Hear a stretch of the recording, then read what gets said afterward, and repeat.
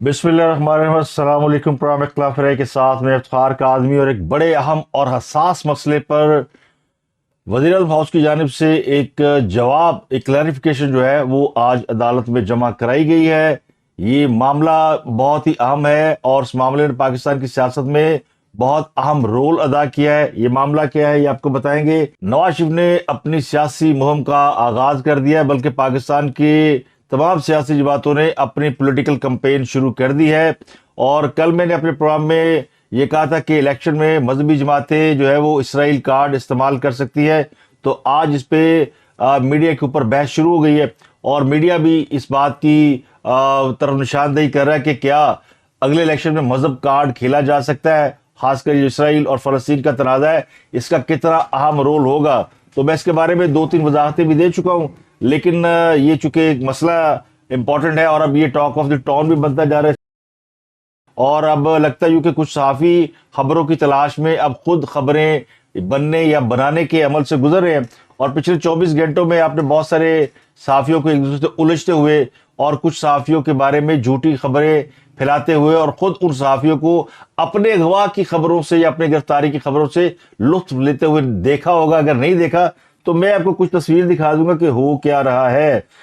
इस पर बात करेंगे। इसके अलावा असद कैसर गिरफ्तार है, उनके अलावा फवाद चौधरी गिरफ्तार है, तो उनके हवाले से मुख्तलिफ बातें जेर गर्दिश है। और सबसे बड़ी जो खबर है वो ये है कि असद कैसर के भाई के खिलाफ भी केस हो गया है और फवाद चौधरी के भाई के खिलाफ भी केस हो गया। यानी हम तो डूबे हैं सनम, तुमको भी ले डूबेंगे। इमरान खान साहब का केस जो है वो एक बड़े वकील लड़ेंगे।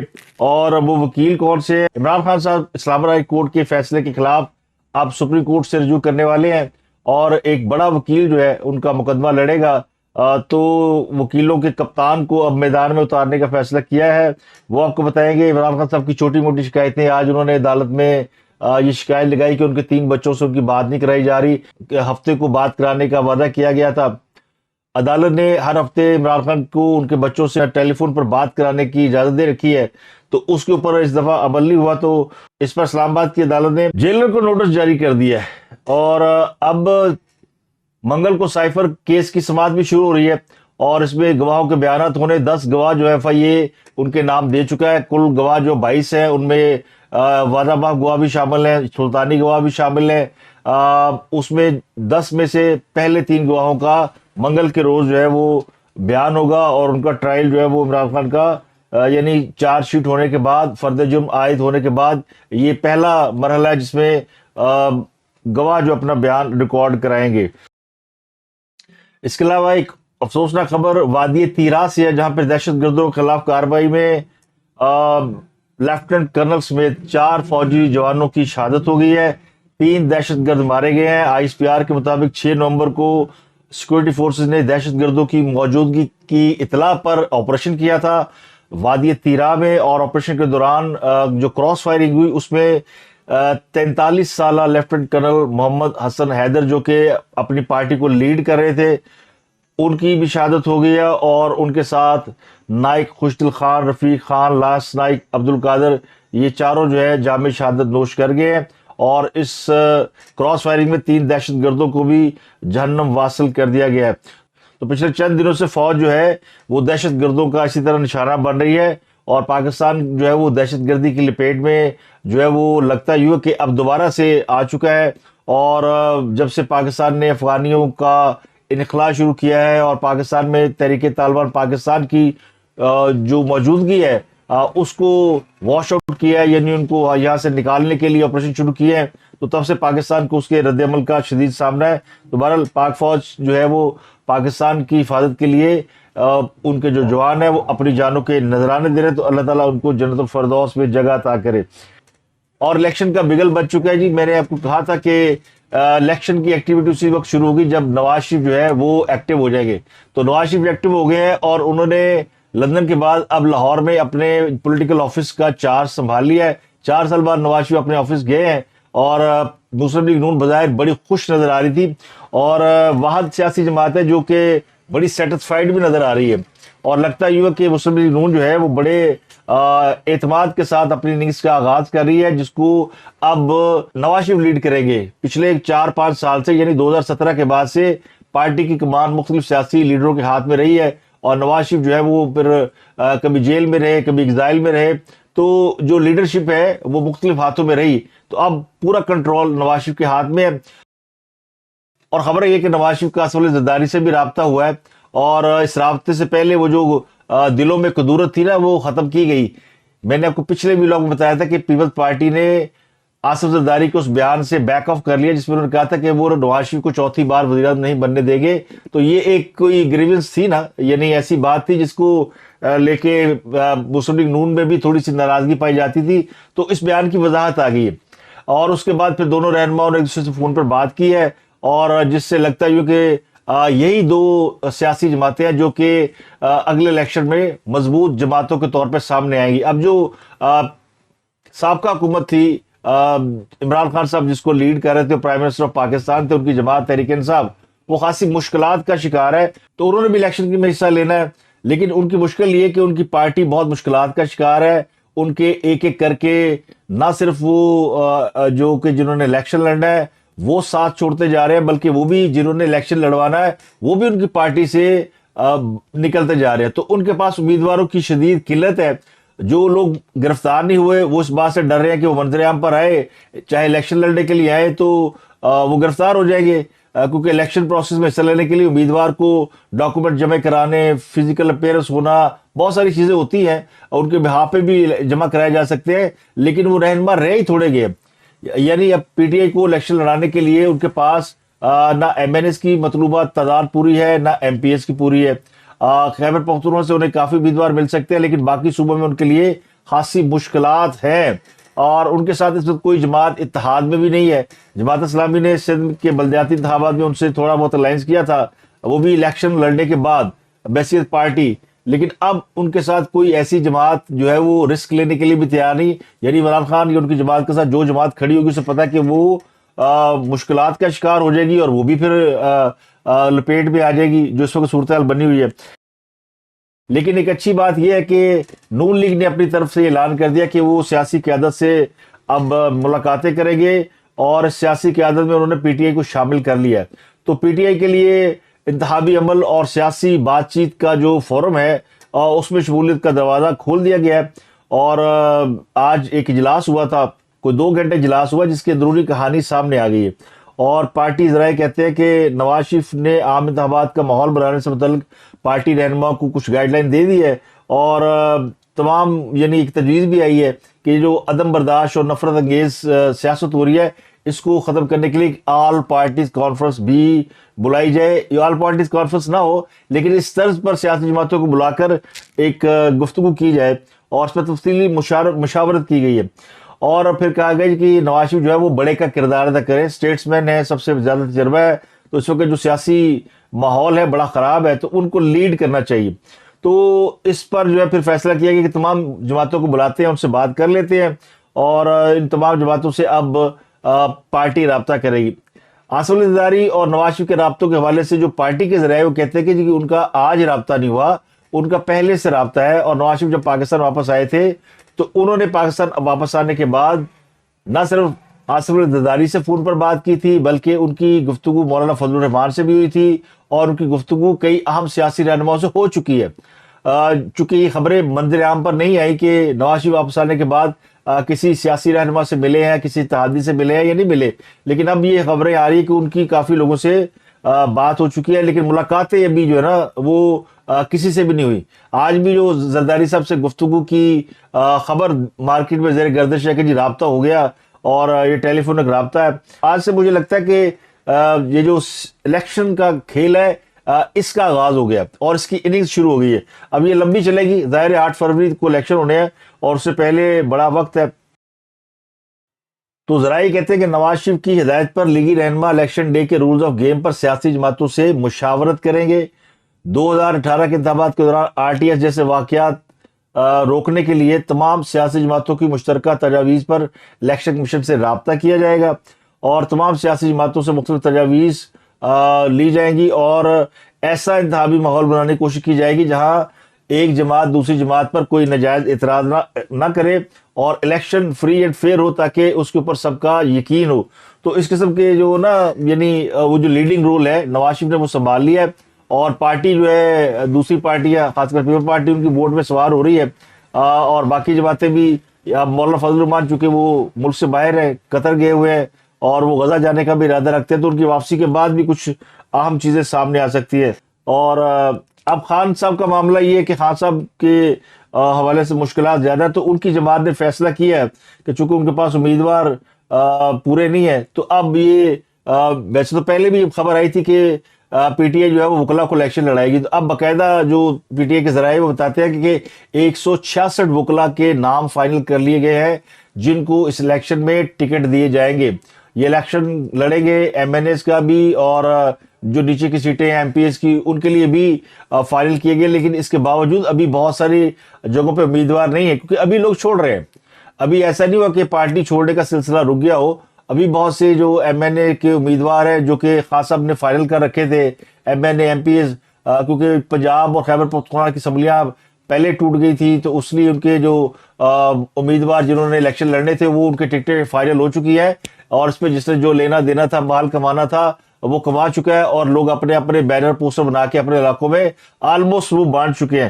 ان میں بڑی تعداد جو ہے وہ غائب ہے یا گرفتار ہے، تو ان کو بھی فل ان دا بلینکس کرنا ہے۔ اس کے علاوہ کل عمران خان کے کیس کے لیے جن وکلا کے نام دیے گئے ان کی تعداد 8 ہے، اور اس میں بڑے بڑے نامی گرامی وکیل اب مسنگ ہیں، جس کا مطلب یہ کہ عمران خان صاحب نے وکلا کو بھی ڈسٹریبیوٹ کر لیا ہے۔ سائفر کیس کے حوالے سے جو معاملہ ہے وہ سلمان صفدر کیس لڑیں گے، اور باقی کے جو کیسز ہیں ان کے لیے الگ وکیل ہے۔ اس سے پہلے لطیف کھوسا، انتظار پجوتھا، شیر افضل مروت، سلمان اکرم راجہ، یہ ان کے وکیل ہے۔ شیر افضل مروت اور نعیم پجوتھا یہ ترجمان ہیں، اور یہ صرف ان کے بہاف پہ جو ہے وہ پیغام رسانی کا کام کر رہے ہیں کہ عمران خان یہ کہتا ہے، عمران خان وہ کہہ دیتا ہے، اور وہ جھوٹی سیدھی جو بھی باتیں ہیں مارکیٹ میں پھیلانے کے لیے ان کو رکھا ہوا ہے۔ یہ چھوٹے چھوٹے گوئبلز ہیں۔ ابھی وہ شیر افضل مروت باہر گئے ہوئے تھے، واپس آئے، انہوں نے آتے ہی کہا بڑے بڑے رہنما ہماری جماعت میں شامل ہو رہے ہیں۔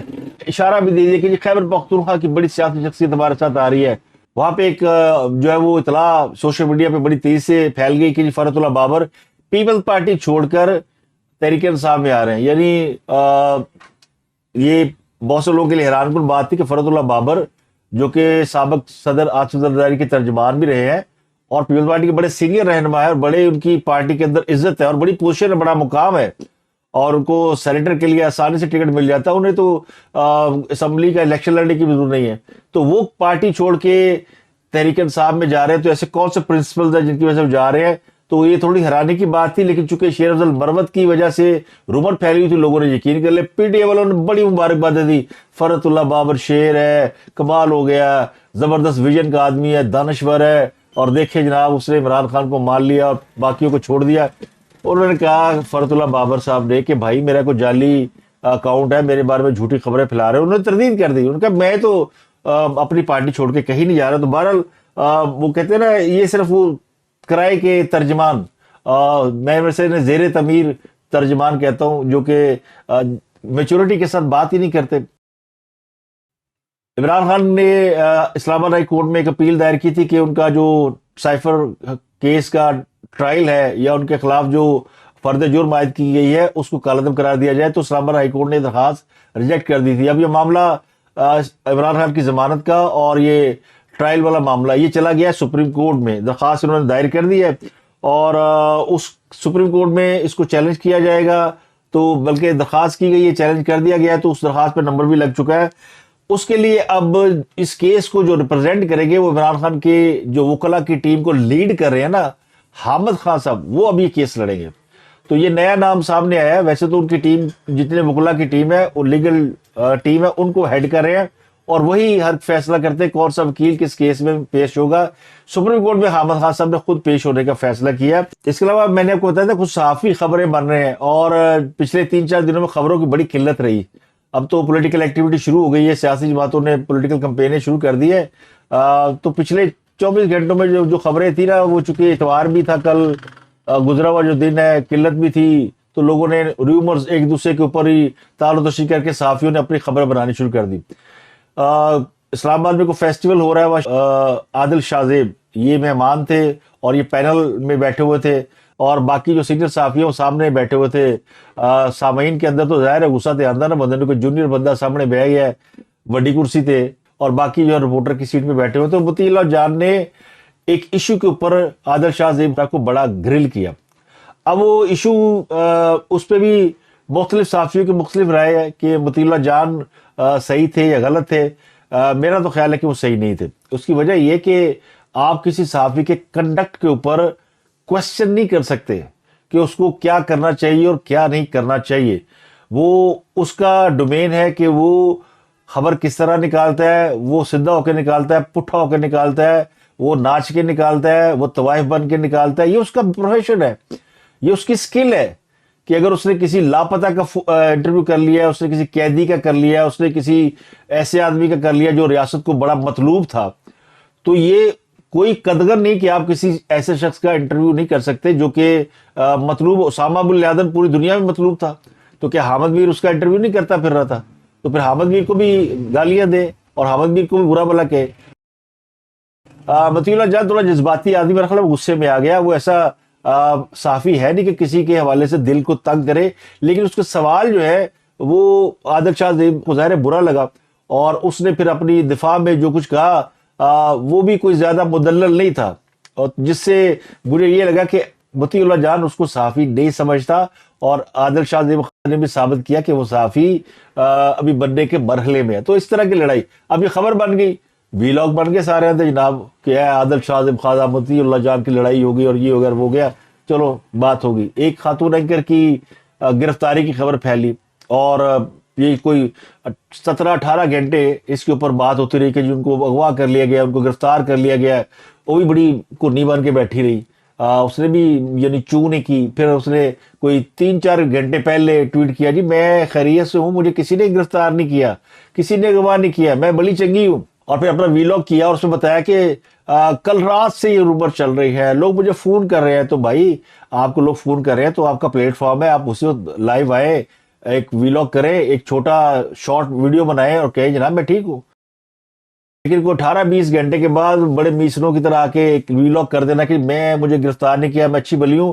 اس دوران پورے پاکستان کو پتہ چل گیا کہ یہ خاتون اینکر جو ہے گرفتار ہو گئی تھی, اور جناب پوری اس کے اوپر ماتم. اور آپ کو پتہ ہے وہ جماعت تو پہلے ہی ڈھونڈتی ہے کوئی مدعا مل جائے کہ ہم جو ہے وہ مخالفین کو برا بھلا کہہ سکے, فوج کو برا بھلا کہہ سکے, ایجنسیوں کو برا بھلا کہہ سکے. تو یہ اس طرح کی چیزیں جو نا, اور پھر خاتون اینکر خود کہہ رہی ہے کہ جی کوئی بھی خبر دینے سے پہلے تصدیق کر لے. تو یہ فارمولا ان کو اپنے اوپر بھی اپلائی کرنا چاہیے, اور اگر آپ کے حوالے سے کوئی رومر ہے تو آپ کو سب سے پہلے اگلے منٹ میں آگے کلیریفائی کرنا چاہیے. فیس بک پہ, ٹویٹر پہ 2 منٹ کی شارٹ ویڈیو بنائے, وہ چڑھا دیں. سب سے آسان طریقہ ہے تاکہ لوگ اس کے اوپر زیادہ جو ہے وہ ٹپڑیاں نہ کریں. لیکن وہ خبر, اس سے فائدہ کیا ہوتا ہے کہ آپ جیسے کنٹروورشل ہوتے ہیں, آپ کی جو ہے وہ لوگ آپ کو ڈھونڈتے ہیں, سرچ کرتے ہیں نام آپ کا, تو آپ کے ویلاگ دیکھنا شروع کر دیتے ہیں کہ یعنی کی کہہ دیتا ہے, ایڈی کیڑی قیامت آ گئی ہے, ایڈی کیڑی بڑی صافت آ گئی ہے کہ جس نے کچھ کہہ دیا اور لوگوں نے اس کو اٹھا لیا.